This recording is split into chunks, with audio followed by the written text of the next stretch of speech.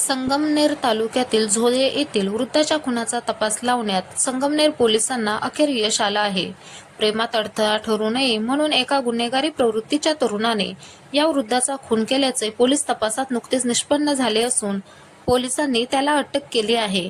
याबाबत अधिक माहिती अशी की झोळे गावातील साहेबराव उनवणे वय 77 यांचा मृतदेह दिनांक 5 ऑगस्ट रोजी पहाटेच्या दरम्यान त्यांच्या नेहमीच्या झोपण्याच्या ठिकाणी पलंगावर आढळून आलेला होता.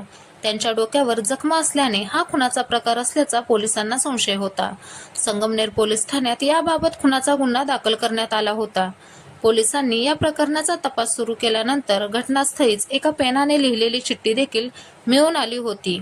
त्या चिठ्ठीनुसार झारखंडमधील एका व्यक्तीने खंडणी घेऊन हा खून केल्याचे नमूद केले होते. खुनाचा प्रकार गुंतागुंतीचा असल्याने या प्रकरणाचा तपास करण्याचे पोलिसांसमोर मोठे आव्हान होते. वरिष्ठ अधिकाऱ्यांच्या सूचनेनुसार या गुन्ह्याचा तपास करण्यासाठी उपविभागीय पोलीस अधिकारी सोमनाथ वाकचौरे यांनी 3 पथके तयार केली होती. या पथकातील कर्मचाऱ्यांनी वेगवेगळ्या अंगाने या खुनाचा तपास केला.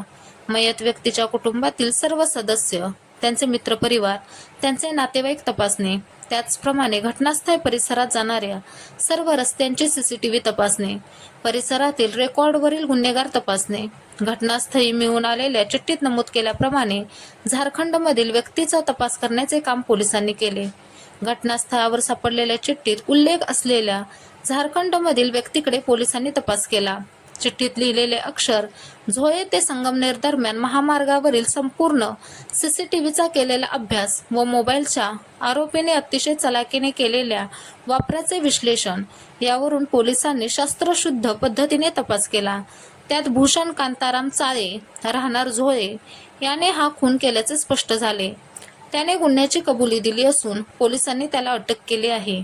झारखंड येथे असलेल्या एका मुलीशी या आरोपीची इंस्टाग्रामवरून ओळख झाली होती. ओळखीचे रूपांतर इंस्टाग्रामवरच प्रेमात झाले होते आणि हे इंस्टाग्रामवरील प्रेम टिकवण्यासाठी व पुढे नेण्यासाठी अडथळा येऊ नये यासाठी या आरोपीने हा खून केल्याची माहिती पोलीस तपासात पुढे आली आहे. दरम्यान या घटनेतील आरोपीवर यापूर्वी देखील खून व चोरीचे गुन्हे दाखल आहेत. वृद्धाच्या खून प्रकरणात त्याला कोणी सहकार्य केले आहे का याचा पोलीस अधिक तपास करत आहेत.